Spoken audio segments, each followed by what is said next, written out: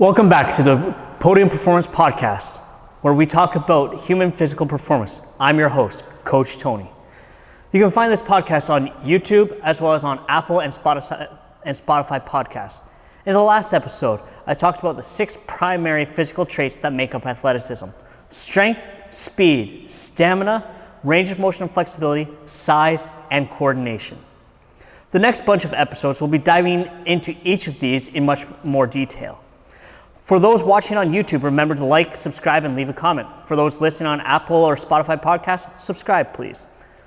Each of these will have its own episode or episodes covering what it is and also why it is important for various performance requirements. As a strength and conditioning coach, I might as well start with my bread and butter, strength. And we're going to start with traditional weight room strength qualities. So this third episode is going to be on contraction types and the 4 foundational strength qualities. To quickly review from the previous episode, physical strength is simply the ability to create force. It is overcoming the force applied by either gravity or by an external force, such as another person fighting back against you or an object. But there are different types of strength. In terms of traditional strength metrics and forms, we can break this down into a few categories. But first, we must know about muscle contraction types, of which there are 3 primary ones: concentric, isometric, and eccentric. So concentric contractions, to put it simply, this is the contraction that we associate with the actual lifting of the weights. From a scientific standpoint, it is the shortening of the muscle length. So when you are doing, for example, a bicep curl, it is when you're actually lifting the dumbbell up, the bending of the arms, basically. Eccentric contractions, where the concentric is talking about the shortening of the muscle, eccentric is talking about the lengthening of the muscle while under contraction. The eccentric, scientifically put, is just the lengthening of the muscle. Where we see this is in the lowering of the weights. So if you are doing a squat, for example, it is when you are descending into the bottom of the squat. And third, the isometric contraction. This is a contraction type where the muscle neither lengthens nor shortens. It stays the same length. So it's kind of like when you're carrying a case of water. And then we have isokinetic contractions. While this is typically performed concentrically, they can also be performed eccentrically. Isokinetics means an isolated speed or constant speed of contraction. It is in this contraction type, you attempt to be as forceful or as fast as possible, but the machine will only allow you to move at a predetermined or programmed rate of speed. For a concentric, you apply as much force as you can and the weight lifts, while eccentrically, it will apply more force than you can apply, which means it's going to descend. Most isokinetic devices are going to be very expensive, and you're only going to typically find them in highly specialized facilities like for race car drivers in Formula 1 or in high quality therapy centers and clinics.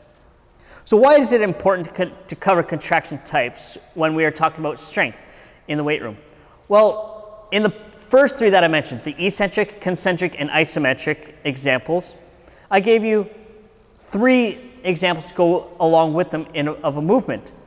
And you need all 3 types of these contractions to perform a full repetition.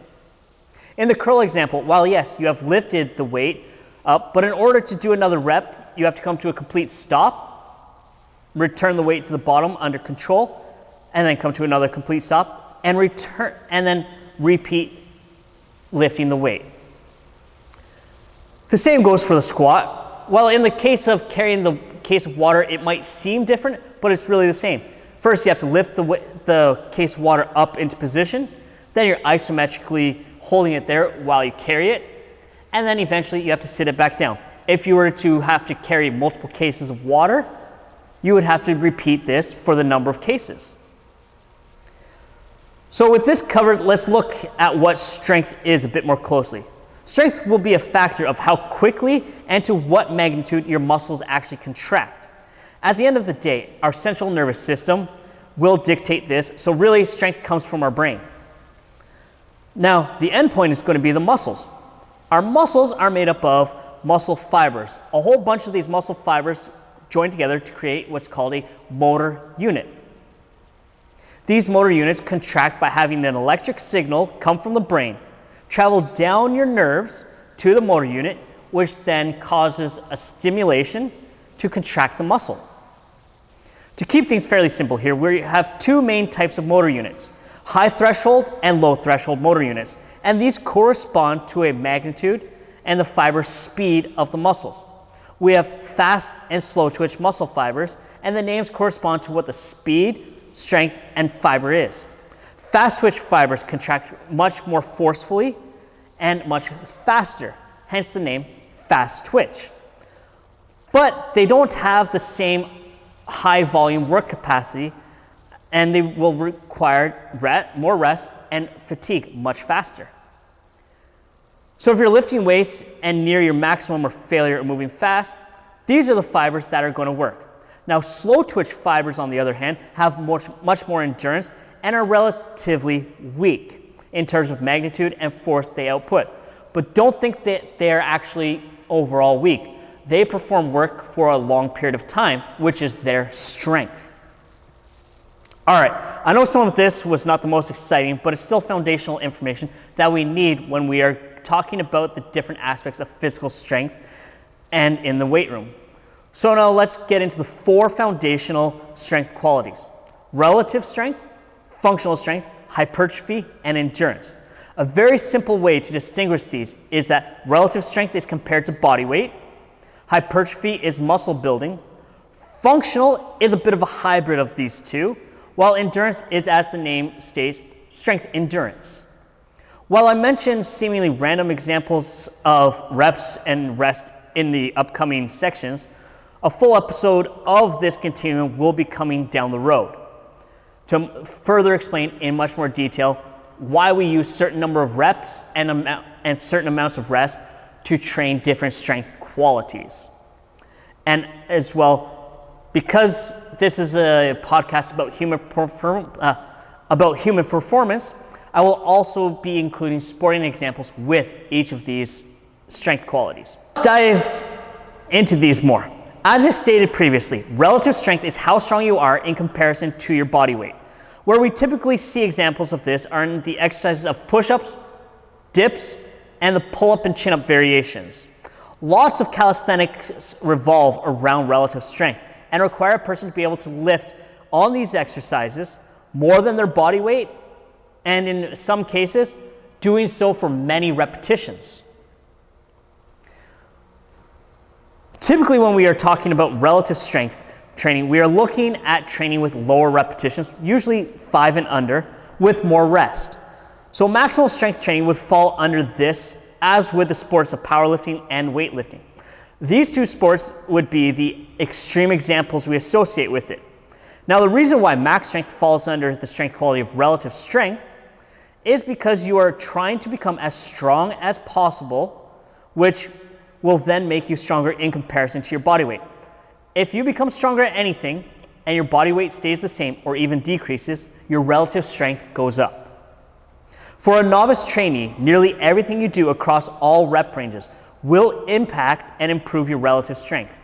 These are those coveted newbie gains that we like to wish we could keep forever.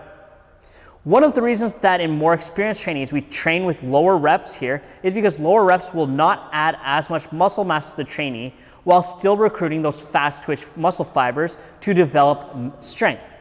With this in mind, let's keep some other sporting examples that are going to have a massive benefit from relative strength training. Pretty much all body weight or weight class in combat sports like judo and wrestling are going to be massively impacted by it. Gymnastics will benefit greatly from this due to its calisthenics roots. And this applies both to men and women's gymnastics. While on the women's side, you see much more of the graceful exercise routines like balance beam.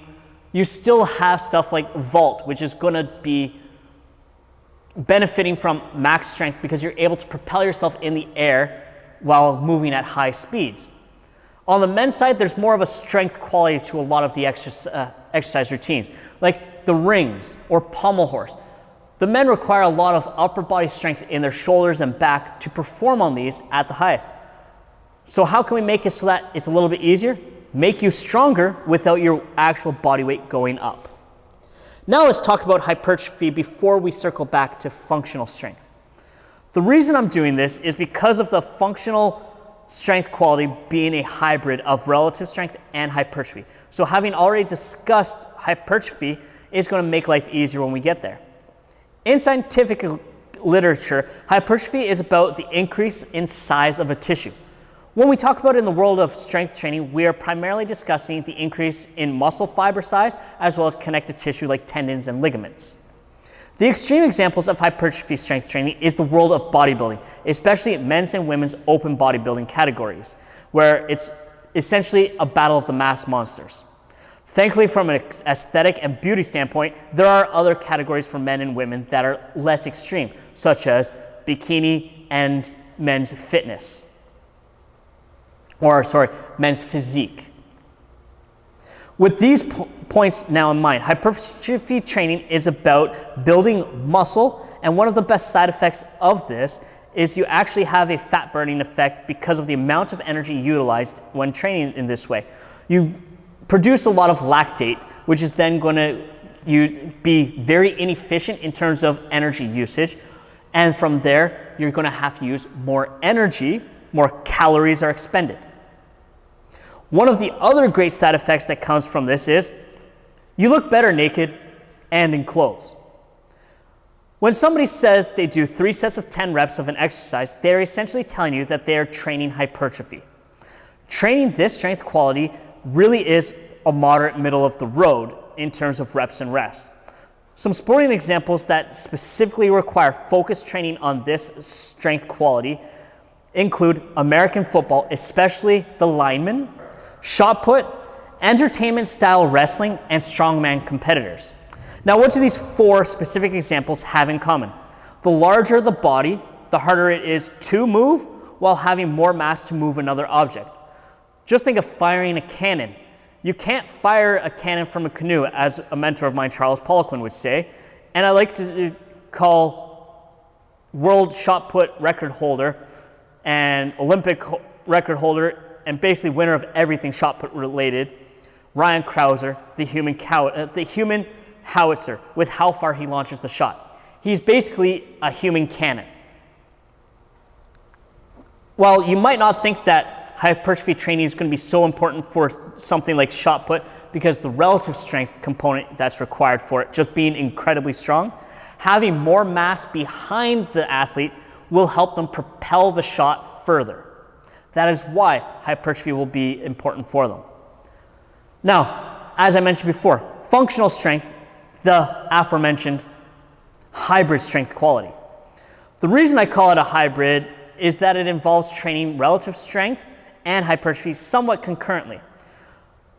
The reason for this is that while relative strength is slow to put on muscle, but fast to get strong, while hypertrophy is faster to put on muscle, but slower to get stronger, in relation to body weight, when we're doing functional strength, we're in that middle ground where we're building strength and size at the same time.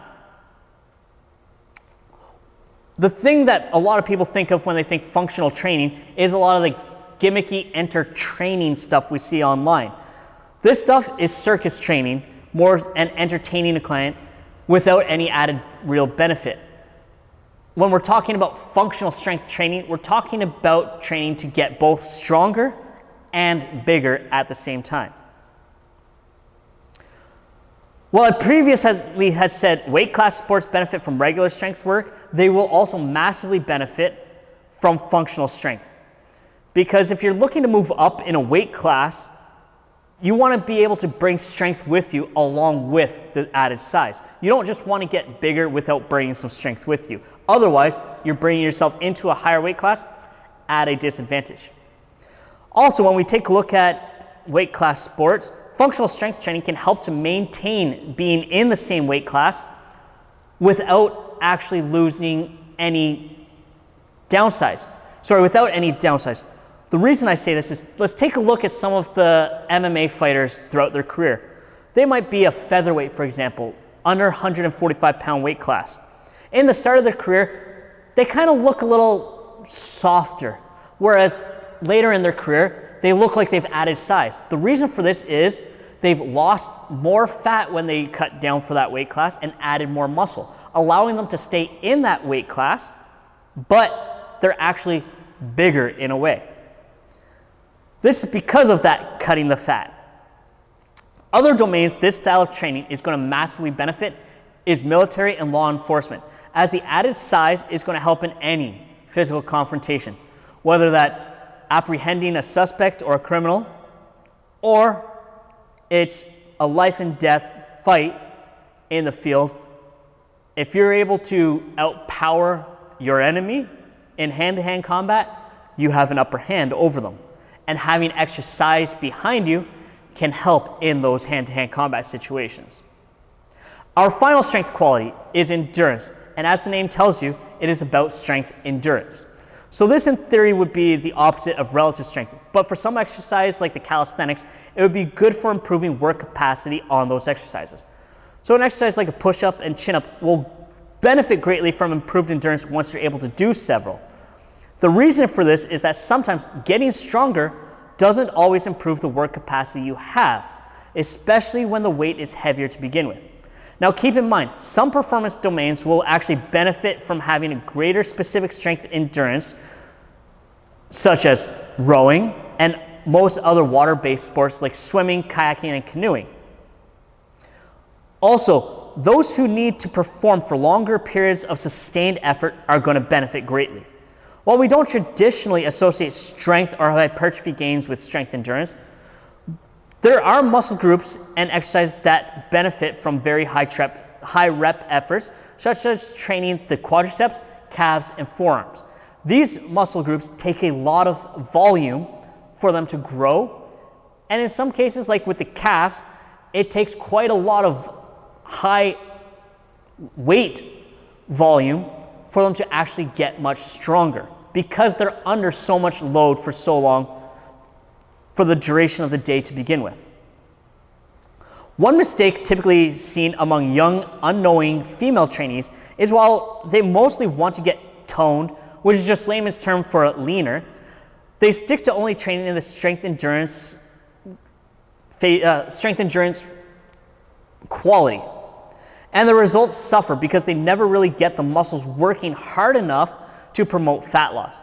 One thing I'll mention about strength endurance training is that it will rarely recruit the highest threshold motor units, but for newbie trainees, they can still get those quick gains here just like they can at lower training. One of the reasons for this is just the learning impact of doing multiple repetitions. You're going to ingrain that motor skill much more efficiently with more reps that you do. As we know with learning any skill, the more you practice that skill, the better you're going to get at it, and the more you're going to retain the ability to do it. So I personally like doing any skill work, like learning how to do a squat with higher repetitions than doing like 3 reps. Doesn't really let you get enough repetitions over time to learn the motion. Or if we're doing pressing exercises, we might not start off, for example, with a push-up off the floor, but we can usually set up a barbell in a power rack at a higher height and be able to start there and build up some strength and strength endurance before we start to just lower the bar to get closer and closer to the floor. So just to summarize, our 4 strength qualities are relative strength, that's where we get stronger in relation to our body weight. Functional strength, this is where we get both strength and size at the same time. Hypertrophy, this is where we're just looking to put on some size. And then strength endurance, where we're trying to improve the work capacity. So thank you for listening. You can find me on Instagram at Wrestling Performance. You can also find me on my website at www.wrestlingperformance.ca.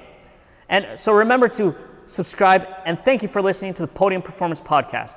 Now, if you're on the hunt for a new high-quality protein and other supplements, you can use my code WRESTLING10 for 10% off with HTP Lab you can go there at www.atplab.com. This podcast is not sponsored by them, but it is a product I personally use in my business and I personally use. In the next episode, I will discuss other strength qualities that build upon these foundations.